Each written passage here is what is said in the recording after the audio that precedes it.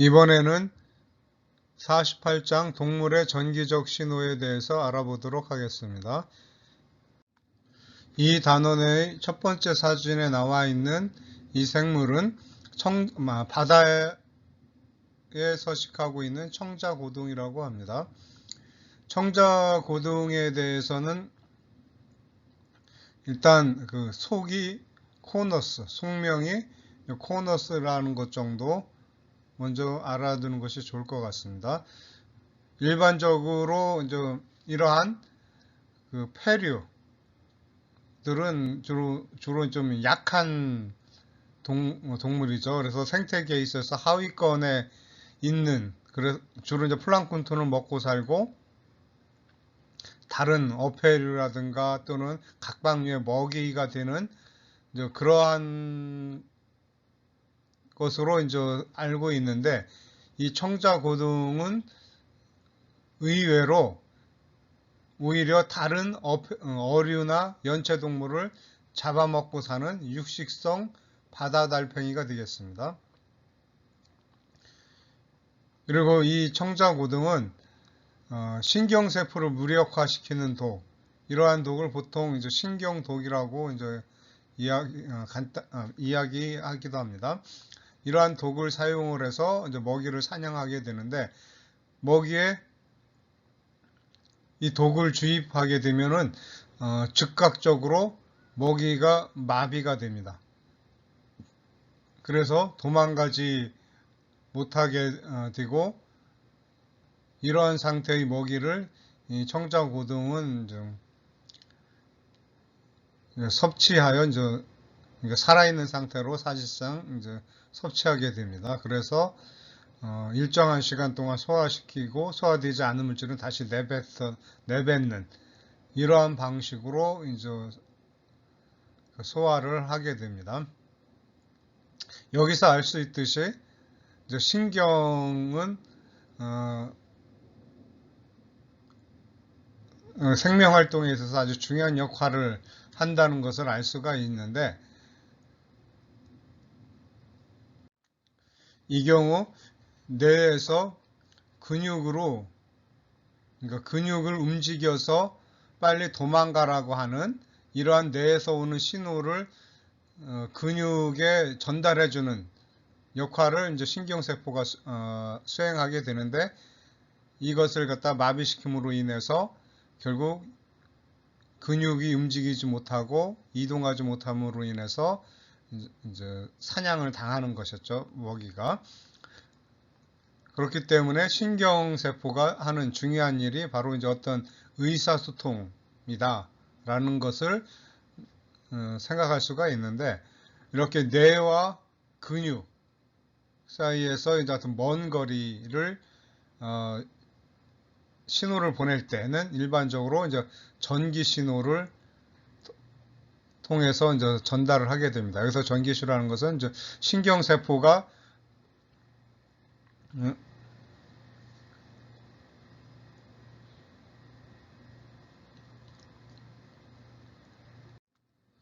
활동전압을 통해서 정보를 갖다가 이제 전달을 하게 됩니다.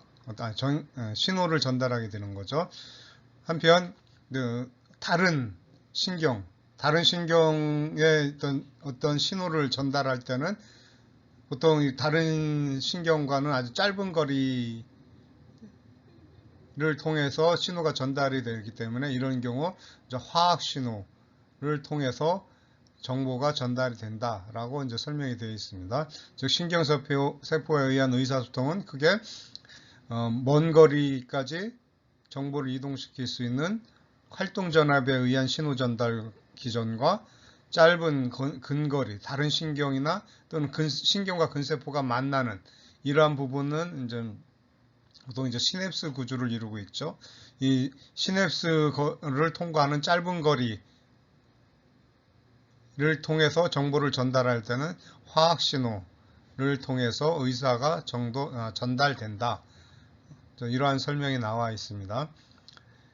그리고 이제 청자고둥과 이 청자고둥에 의해서 만들어지는 독에 대해서는 다음 슬라이드에서 이제 살펴보도록 하겠고, 먼저 이 단원에서 설명하는 내용을 간단히 살펴보도록 하겠습니다. 먼저 신경의 구성과 구조에 대해서 알아볼 것이고, 그 다음에 신경의 이제 기능이라고 볼 수 있는 이제 안정막 전위와 활동 전위가 어떻게 생성되고 전달이 되는가 하는 것에 대해서 알아볼 것입니다. 그리고 시냅스를 통해서 다른 세포에 신호가 전달되는 과정에 대해서 이제 알아보는 것으로 이제 이 단원이 이루어지게 됩니다. 이 슬라이드에서는 청자고등이 사냥하는 모습과 또 청자고등이 사용하는 신경독에 대해서 간단히 알아보도록 하겠습니다. 청자고등은 일반적인 명칭으로는 콘 모양의 조개, 콘쉘 또는 콘 모양의 달팽이, 그래서 콘스네일이라고 이제 불려지고 있는데 대략 500여 종이 여기에 속한다고 합니다. 먼저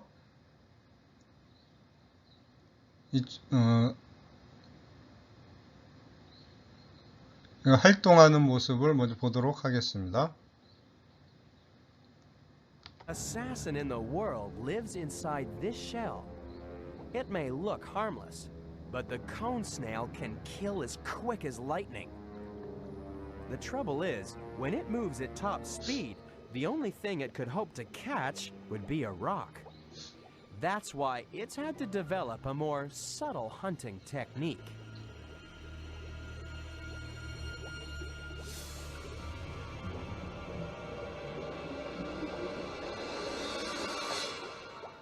It's armed with a hypodermic needle full of venom.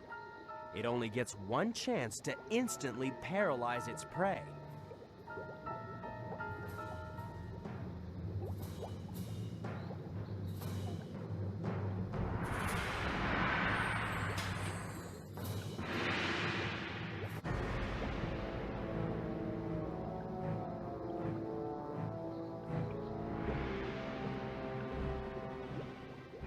The venom has to kill fast.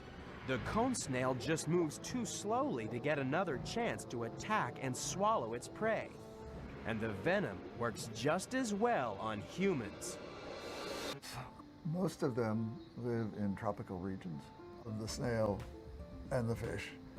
We knew nothing about cone snail venom at that point.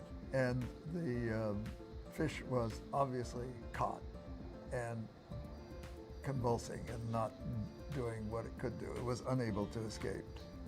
Alan spent the next several decades studying these mysterious snails. The conus has teeth that are very enlarged and highly modified, essentially into a hypodermic needle. They have a sharp point on the tip. Behind that, there's a barb. There's a long shaft that is hollow that contains the venom, and they are detachable. They stealthily sneak up and extend the proboscis. When it touches the soft tissue of the prey, it holds on with a little suction, a little pressure, and then propels the tooth into the prey. The main effect of that venom is to paralyze, and then it is swallowed whole. Snails can mix together hundreds of different venom elements to pack a powerful punch. It is strong enough to kill people. It's been described as a cocktail of chemical components, and it is very varied. The record is 800 different proteins, molecules in that venom. Researchers are mining this pharmaceutical vault, intrigued by how precisely the cone snail's venom can act on their prey's nervous system, disabling them in a seemingly endless combination of ways. Something over 300 patents have been awarded for work on conotoxin. It's a magic. 자, 여러분은 청자고등이 어떻게 사냥을 하고 그 사냥하는 활동 그 이면에 들어있는 어떤 기전에 대해서 이 동영상을 통해서 알 수 있게 되었을 겁니다. 그리고 이 정자고동이 갖고 있는 독을 채취하는 방법에 대해서도 잠깐 이 동영상에서 설명이 나와 있었습니다. 이 청자고동은 종류가 500여 종이 되기 때문에 이 청자고동에는 어떠한 독이 있다라고 정확하게 얘기하기는 어렵습니다. 왜냐하면은 그 종에 따라서 다양한 신경독을 가질 수 있기 때문에 정확하게 어떤 특정한 독이 있다 이렇게 얘기할 수는 없고, 그래서 일반적으로 이러한 청자고동류에 들어있는 신경독을 코노톡신이라고 부르게 됩니다. 코너스에서 나온 코노톡신, 이렇게 이해를 하면 될 것 같습니다.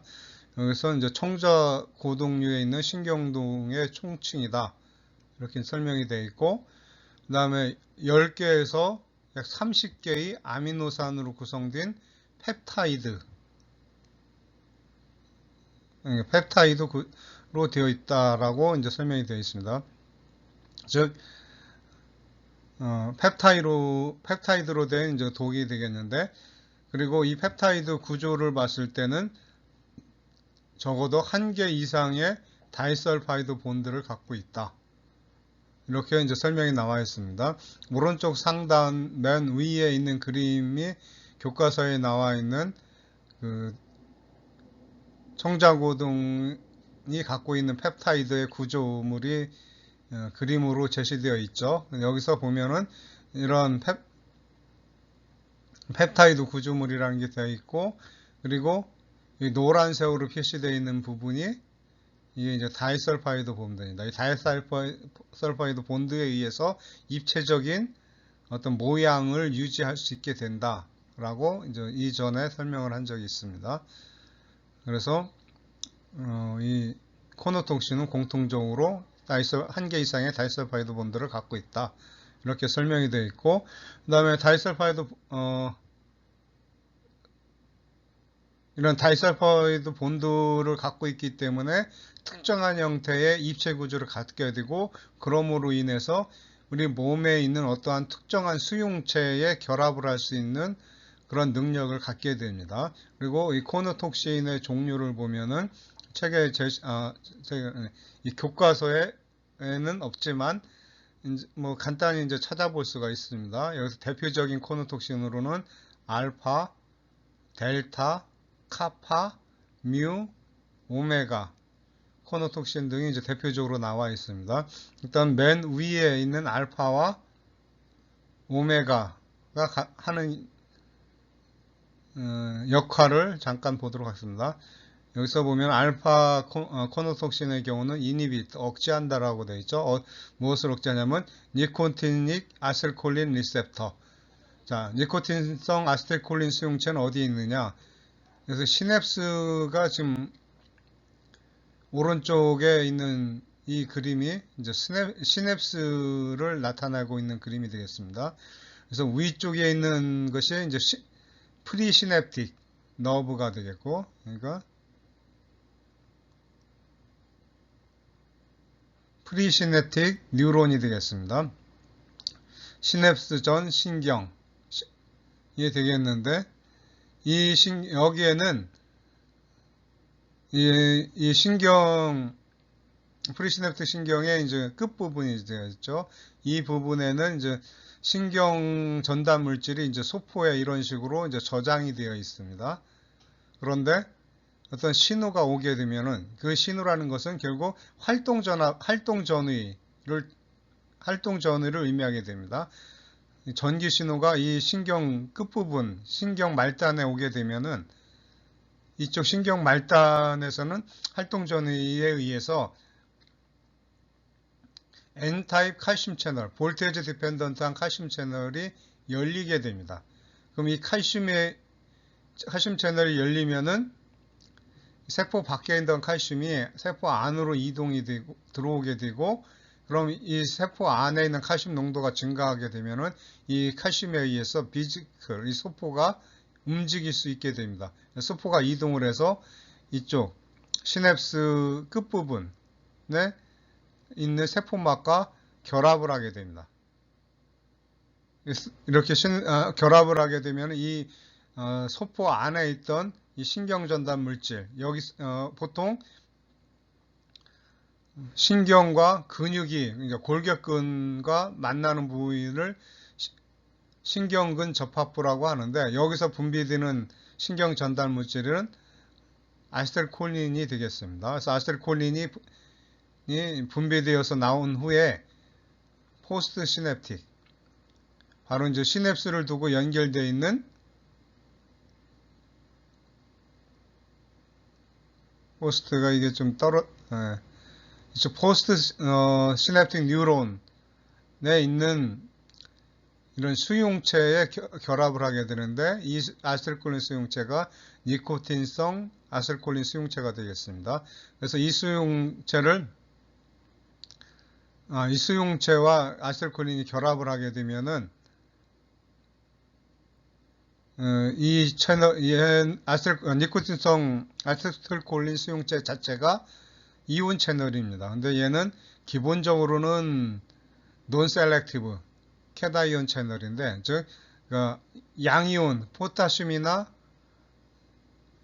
소디움이나 구별하지 않고 다 통과시켜 줍니다. 그런데 일반적으로 안정막 전의 근처에서는 포타슘 이동이 적기 때문에 이 채널이 열리면은 소디움 채널이 안으로 들어가게 됩니다. 왜냐하면은 소디움 채널이 세포 밖에 훨씬 많기 때문입니다. 세포 안보다 밖에 소디움의 농도가 더 높기 때문에 소디움 채널이 열리면 소디움이 안으로 들어가게 돼서 이 전기 신호가 이 포스트 시냅틱 뉴런에 이제 만들어지게 됩니다. 이 과정에 대해서는 또 이 단원의 뒷부분에서 다시 설명을 하도록 하겠습니다. 어쨌든 시냅스에서 이러한 과정을 거쳐서 신호가 전달이 되는데, 이때 중요한 역할을 하는 것이 볼테이지 디펜던트 칼슘 채널, 막전압이 탈분극이 됐을 때, 즉 활동 전위가 여기 도달했을 때 열리는 이 칼슘 채널이 중요한 역할을 하게 되는데, 이 이것을 갖다가 억제하는, 이 채널을 방해하는 역할을 하는 신경독이 바로 해서 오메가 코노톡신이 되겠습니다. 그러니까 볼테이지 디펜던트 칼슘 채널이라고 앞에서 설명했는데, 여기서 N타입이라고 하는 것은 주로 이제 신경에 많이 분포하는 칼슘 채널이 되겠습니다. 볼테이지 디펜던트 칼슘 채널도 여러 종류가 있는데, 그 중에 신경에 많이 분포하고 있는 칼슘 채널이 N타입 칼슘 채널이다. 이렇게 이해를 하면 되겠습니다.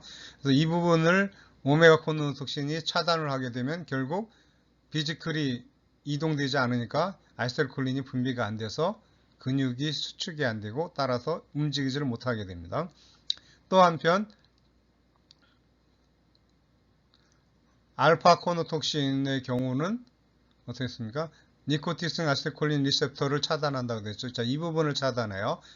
그러니까 설사 아세틸콜린이 분비가 됐다 하더라도 이것이 포스트 시냅틱 뉴런에 결합하는 것을 갖다가 이 알파 코노톡신이 차단을 하게 되니까 결과적으로 신호가 이 포스트 시냅틱 뉴런에 전달이 되지 않게 되겠죠. 결국 근육이 수축이 안 일어나게 됩니다. 바로 이러한 과정을 통해서 그 독을 주입 맞은 먹이는 꼼짝 못하고 그 자리에 그대로 서 있게 되는 거죠. 그래서 이 청자 고등이 아주 느긋하게 느릿느릿 접근해서 그것을 이제 먹이를 섭취할 수 있게 됩니다.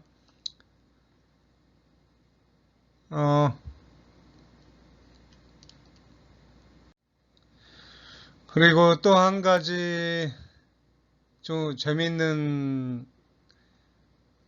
기능 중에 하나가 뭐냐면, 재밌다기보다는 흥미있는 기능이죠.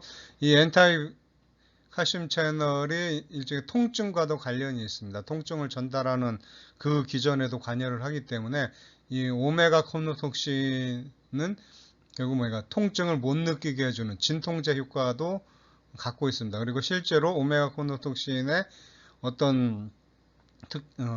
어떤 부분을 갖다가 약으로 이제 개발이 되어 있습니다. 그래서 이것을 오메가 콘노톡신을 실제로 이제 진통제로 사용을 하는데 이때 진통 효과가 우리가 이제 진통제라고 하면 대표적으로 알고 있는 게 몰핀이잖아요. 그 몰핀의 약 100배에서 1000배 정도의 더 강력한 진통 효과를 갖고 있다라고 이제 알려져 있습니다. 신경세포의 구조와 기능에 대해서 알아보도록 하겠습니다. 신경세포는 영어로 뉴런셀 또는 너브라고 이제 부르고 있죠. 그리고 이 신경세포는 크게 신경세포체, 수상돌기, 축삭 이렇게 세 부분으로 구분을 할 수가 있습니다. 신경세포체라고 한다면은 우리가 일반적으로 세포라고 할 때 그 말할 수 있는 세포 구성 성분들이 있죠. 핵을 비롯한 여러 세포 내 기관을 함유하고 있는 부분, 이런 부분을 이제 신경세포체라고 할 수 있습니다. 그리고 이 신경세포체에서 밖으로 돌출되어 있는 이런 돌기들이 존재를 하죠. 이러한 돌기들을 이제 수상돌기다라고 이제 설명을 하고 있습니다. 수상돌기라는 말은 영어로 이제 덴드라이트라고 되어 있는데 이 덴드라이트도 나무라는 의미를 갖는 어원에서 나왔고 수상돌기라는 말도 수가 이제 나무수, 즉 나무 모양의 돌기다 이렇게 번역을 한 것입니다. 그래서 나뭇가지처럼 생겼다 이렇게 이제 이해를 하면 될 것 같습니다. 그리고 이 축삭이라고 하는 것은 신경세포체에서 나온 돌기 중에서 가장 긴 그러한 돌기를 이제 축삭이라고 하는데 축삭은 수상돌기와는 다르게 수상돌기의 경우는 주로 다른 신경 또는 감각세포로부터 신호를 받는, 그러니까 신호를 수용하는 그런 부위인데 반해서 축삭은 이 신경세포에서 만들어진 활동 전위를, 즉 정보를 다른 세포에 전달해주는 역할을 한다. 이렇게 이해를 하면 되겠습니다. 그 다음에 이제 축산 둔덕이 나와 있는데 축산 둔덕이라고 하는 것은 신경세포체와 축삭이 만나는 부위다 이렇게 설명이 되어 있는데 결국 이 신경세포체가 점점 어떻습니까? 가늘어지면서 이쪽 축삭으로 변환되는 그런 부위라고 생각을 하면 되겠습니다. 앞에서 수상돌기는 외부에 있는 다른 세포로부터 신호를 전달받는다고 했는데 이때 역시 이제 막전의 형태로 그 전달 결과를 받게 됩니다. 그래서 막전의가 어떤 경우는 막전의가 이제 포지티브 쪽으로 갈 수가 있고, 즉 어떤 세포로부터 신호를 전달을 받는데 이 경우 수상돌기의 막전의가 탈분극이 더 커지는, 즉 포지티브 차지 쪽으로 가게 해주는 그런 막전의가 있고, 반면에 또 어떤 세포체는 어떤 수상돌기는 반대로 네거티브 차지를 띠게 되는 이제 그러한 결과를 받아들이는 경우도 있습니다. 그래서 수상돌기가 지금 아주 많이 존재를 하죠. 그렇기 때문에 이 각각의 신호, 수상돌기를 통해서 오는 신호가 그러니까 포지티브 차지로 나타날 수도 있고 네거티브 차지로 나타날 수도 있는데 이런 것들이 결과적으로 신경세포막에 다 전달이 되어서 다 합쳐지게 되겠죠. 이 합쳐진 값이 이 축산 둔덕에 있는 볼테이지 디펜던트 소디움 채널을 열 수 있을 만큼 충분히 탈분극이 진행이 되면은, 그러니까 즉 역치 크기 이상의 탈분극이 만들어진다고 하면은 소디움 채널이 열려서 액션 포텐셜, 즉 활동 전위를 생성을 할 수 있게 됩니다. 그래서 축산 둔덕에서 액션 포텐셜을 만든다. 이렇게 이제 이해를 하면 되겠습니다. 여기서 만들어진 활동 전위는 축삭을 통해서 전도되어 시냅스 말단으로 전도되어 나가고 이어서 연결되어 있는 다른 세포에 신호를 전달하게 된다. 이렇게 이해를 하면 되겠습니다. 다음 이제 신경세포가 서로 만나는 이러한 구조물을 갖다가 시냅스라고 하는데, 이 시냅스를 보면은 약간의 간격을 띄고 있습니다. 이 그림에서 나온 시냅스는 크게 이제 화학적 시냅스와 이제 전기적 시냅스로 이제 생각을 할 수가 있는데, 그러니까 물리적으로 서로 연결되어 있는 시냅스는 활동 전압이 그대로 전달이 됩니다. 그에 반해서 물리적으로 분리되어 있는 경우, 지금 이 그림에 나와 있는 이러한 형태의 시냅스는 이제 화학적 시냅스라고 합니다. 그래서 이 경우 신호를 전달하기 위해서는 전기 신호가 바로 전달이 안 되기 때문에 중간에 신호를 매개해주는 그런 물질이 필요합니다. 이러한 물질을 신경 전달 물질, 뉴로트랜스미터라고 하고, 이 뉴로트랜스미터는 신경 중에서 정보를 전달해주는 쪽의 신경, 즉 시냅스 앞에 있는 신경이죠. 그래서 프리시냅틱 너브, 프리시냅틱 뉴론, 그래서 이제 절전 신경 또는 시냅스 전 신경 이렇게 부르고 있는데, 이 신경 말단에서 신경 전달 물질이 분비가 됩니다. 그리고 이 분비된 신경 전달 물질과 결합해서 어떤 신호를 전달받는 그러한 세포를 저루세포 또는 포스트 시냅틱 너브, 포스트 시냅틱 뉴론, 시냅스 세포라고 이제 부르고 있습니다. 다음은 이제 신경세포가 아닌 다른 세포들도 이제 신경계에 존재하는데, 이러한 세포들을 일반적으로 신경교세포라고 부르고 있습니다. 신경교세포의 가장 중요한 기능은 신경세포의 구조를 지지해주는 역할을 한다 라고 볼 수 있습니다. 그림 48-3 보면은 포유류, 즉 흰지의 이제 뇌에 있는 신경세포와 교세포의 모습을 보여주고 있는데, 신경세포체는 지금 파란색으로 이제 하늘색으로 염색이 되어 있죠. 그에 반해서 이제 붉은색으로 염색되어 있는 게 신경교세포인데, 신경교세포가 숫자상으로 볼 때 더 많이 존재하는 것을 알 수가 있습니다. 그리고 또 한 가지, 이 뇌 절단 부위를 보면은 신경세포체들이 그러니까 서로 한 층에 이제 모여 있는 것을 알 수가 있죠. 신경세포들이 모여 있고, 또 한쪽으로는 이러한 돌기들이 이제 층을 이루고 있는 것을 알 수가 있습니다. 그리고 이 돌기들 사이에도 신경교세포가 존재하고, 이 신경세포체로 이루어진 층보다 이 경우는 세포가 더 안쪽입니다. 이게 피질이고, 이게 신경세포체가 있는 쪽이 이제 피질이죠. 이쪽 부위, 왼쪽 부위가 피질이고 오른쪽 부위가 안에 이제 수질 쪽이죠. 이쪽에 이제 신경세포체들이 신경교세포들이 많이 모여 있는 것을 확인할 수가 있습니다. 그림에서 보듯이 신경세포보다 신경계에는 오히려 신경교세포가 더 많다. 약 10배에서 50배 정도 더 많다고 알려져 있습니다.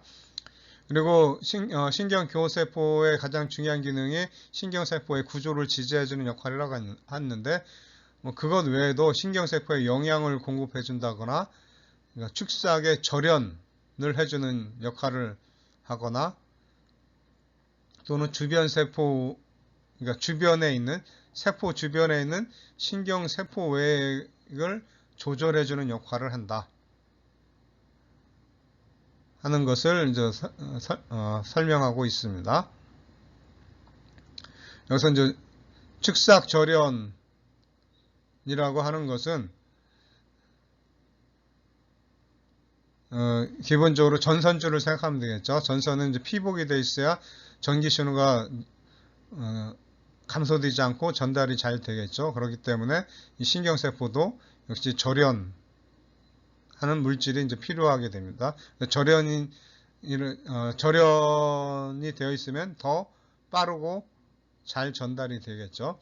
그 다음에 또 주변 세포 외액, 결국 신경세포도 세포 외액과 물질 교환을 하게 되는데 이 물질 교환을 하기 위해서는 신경세포 외액의 그러니까 세포 외액의 조성이 적당한 상태로 유지가 되어야 됩니다.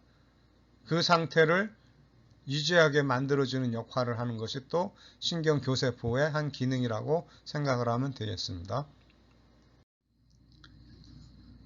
이 슬라이드에서는 정보 처리 과정에 대해서 간략하게 이제 설명을 하고 있습니다.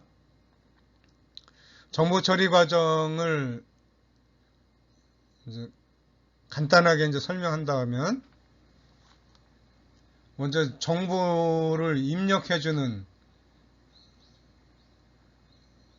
그러한 기관이 필요하고 그 다음에 입력된 정보를 종합 처리해서 통합 처리해주는 그런 역할을 하는 부분이 필요하고 이 결과를 다른 일을 하는 이런 효과기에 그러니까 어느 정도 일을 하라 하고 하는 그 명령을 해주는 이러한 역할로 이제 구별을 할 수가 있습니다. 각각의 역할을 담당하는 신경을 갖다가 이제 감각신경, 연합신경, 운동신경이라고 이제 부르게 됩니다. 감각신경은 정보 입력, 어떤 신호를 신경계에 전달해주는 내부 또는 외부, 생명체 내부 또는 외부에서 일어나는 여러 변화, 환경 변화를 감지해서 그 정보를 신경계에 입력해주는 역할을 하는 것이 감각신경이고, 그 다음 운동신경은 그 환경 변화에 적응하기 위해서 적절한 어떤 대응 조치를 하기 위해서는 어떤 그 일을 하는 효과기에 명령을 전달해 줘야 되는데 이러한 명령 전달을 해주는 역할을 운동신경이 한다. 이렇게 이해를 하면 되겠습니다. 그리고 연합신경이라고 하는 것은 영어로 보면 이제 인터라고 되어 있죠. 사이에 신경 사이에 있는 신경 이렇게 이해를 하면 되겠습니다. 그래서 감각신경과 운동신경 사이에 존재하기 때문에 계제신경, 사이신경, 연합신경 여러 가지 다른 명칭으로 불리우고 있습니다. 어쨌든 이 인터뉴론이 들어오는 정보를 통합 처리해서 명령 신호를 만들어내는 그런 역할을 한다. 이렇게 이해를 하면 되겠습니다. 앞에서는 정보 처리 과정에 대해서 설명을 한 것이고, 그래서 신경계로 구분을 할 때는 크게 두 그룹으로 이제 구분을 할 수가 있습니다. 중추신경계, 이것은 이제 정보를 통합하는 뇌, 척수가 여기에 해당하는데, 이 중추신경계가 하는 일은 바로 이제 연합신경이 하는 일이라고 생각을 하면 되겠습니다. 들어오는 정보를 통합 처리해서 명령을 만들어내는 그런 역할을 한다. 이렇게 이해를 하면 되겠고, 말초신경계라는 것은 중추신경계와 다른 세포들을 연결해주는 역할을 하는 신경을 말하게 됐습니다. 그래서 감각신경으로부터 신호를 전달받아서 신경계에 전달해주는 감각신경과 또 중추신경계에서 만들어진 명령을 효과기에 전달해주는 운동신경이 기본적으로 말초신경계를 이루는 신경이다라고 생각하면 되겠습니다. 그리고 그림 48-4는 앞에서 동영상으로 보여드렸던 청자고등이 어떻게 사냥을 하게 되는가, 이 사냥하는 과정에서 신경계가 어떤 역할을 하는가 하는 것을 간단하게 요약 설명을 하고 있습니다. 기본적으로 청자고등이 사냥을 하기 위해서는 먹이가 있는지 없는지, 또는 먹이가 있으면은 어느 곳에 있는지를 파악을 해야 되겠죠. 기본적으로 이 청자고등은 시각이 없습니다. 그렇지만 이러한 먹이의 위치를 판단할 수 있는 그 감각기는 필요하죠. 그러한 역할을 하는 것이 이제 입수공이라고 좀 설명이 나와 있습니다. 입수공을 통해서 먹이의 위치를 이제 파악을 하게 되는 거죠. 입수공에서 이제 물을 이제 빨아들이니까 빨아들일 때 오는 어떤 저항 같은 것을 감지하게 되고, 그것을 통해서 먹이의 위치를 이제 파악을 한다라고 이제 이해를 하면 될 것 같습니다. 이 그림에 대한 설명을 보면 입수관은 이제 감각기로 작용을 해서 이제 먹이의 위치를 머리에 있는 신경회로에 전달한다, 이렇게 되어 있습니다. 그러면 이 머리 쪽에 있는 입수공 뒤쪽에 있는 이쪽 신경회로망이 운동 명령을 생성해서 주둥이로 작살 모양의 이를 방출하게 한다, 이렇게 됐습니다. 앞에서 동영상에 보면은 이 주둥이 쪽에서 독이 들어있는 작살이 아주 빠른 속도로 발사되는 것을 볼 수가 있었습니다. 그래서 이러한 명령, 그러니까 적절하게 주둥이를 움직이고 먹이에 가깝게 접근한 다음에, 왜냐하면 충분한 근접 거리가 돼야지만 작살에 꽂힐 수 있겠죠. 그래서 그 거리까지 가까이 간 후에 명령을 그러니까 발사하게 되는데, 이러한 과정을 전부 다 이런 머리 부분에 있는 신경회로망에서 명령을 내리게 되는 겁니다. 이 명령에 따라서 이 명령을 이 주둥이와 작살 쪽에 전달을 해주면은 결국 이 운동 명령에 의해서 이제 먹이를 사냥을 하게 되는 거죠. 그래서 이렇게 해서 이제 사냥이 되면은 이것을 이제 잡아당겨서 이제 섭취를 하는 그런 과정 역시 이러한 신경회로망의 명령에 의해 이루어진다, 이렇게 이해를 하면 되겠습니다. 그리고 앞에서 이제 신경을 크게 세 종류로 구분을 할 수 있다고 했는데, 이 신경세포들이 그 기능에 따라서 구조가 달라지는 이제 그런 그러한 특징에 대해서 설명을 하고 있습니다. 그림 48-5에 보면 제일 상단에 이제 감각신경세포가 있는데, 이것은 기본적으로 축삭이 상당히 길죠. 그리고 수상돌기와 이쪽에 축삭돌기가 다 이제 양쪽 끝에 발달이 되어 있습니다. 그리고 축삭은 긴 도관 형태로 이제 전선처럼 긴 이러한 구조를 이제 갖게 되는 거죠. 그리고 돌기 구조는 양쪽 끝에만 발달이 되어 있고, 그리고 제일 하단에 있는 운동신경 세포의 경우는 설명을 잠깐 빠뜨렸네요. 이 감각신경 세포에서 또 가장 중요한 특징은 신경세포체가 축삭의 중간에 있다 하는 것을 보여주고 있습니다. 운동신경세포는 신경세포체에서 수상돌기가 많이 발달이 되어 있죠. 이 부분이 이제 감각신경세포와 아주 차이점입니다. 감각신경세포는 축삭의 말단에서 수상돌기가 분지가 되어 있었죠. 그런데 얘는 신경세포체에서 분지가 되어 있다, 돌기가 돌출되어 있다. 이렇게 이제 이해를 하면 되겠습니다. 그리고 신경세포체처럼 긴 축삭과 축삭 끝에 있는 돌기, 이러한 구조로 이루어져 있다. 이렇게 이해를 하면 되겠고, 그 다음에 연합신경세포는 그래서 중간에 있는 세포들이기 때문에 여러 세포로부터 신호를 전달받고, 또 이것이 한 세포에만 신호를 전달해 주는 게 아니라 다시 여러 세포에 신호를 전달해 줍니다. 그렇기 때문에 수상돌기도 발달이 되어 있고, 수상돌기가 상당히 잘 발달이 되어 있죠. 그리고 또 중요한 특징이 축삭이 감각신경세포와 운동신경세포의 경우는 축삭이 단순한 선 형태로 되어 있지만, 연합신경에서는 축삭 중간중간에도 이런 식으로 돌기들이 발달이 되어 있다 하는 것이 이제 중요한 특징이 되겠습니다. 이온 통로와 신경세포의 안정막전의에 대해서는 다음 시간에 설명하도록 하겠습니다.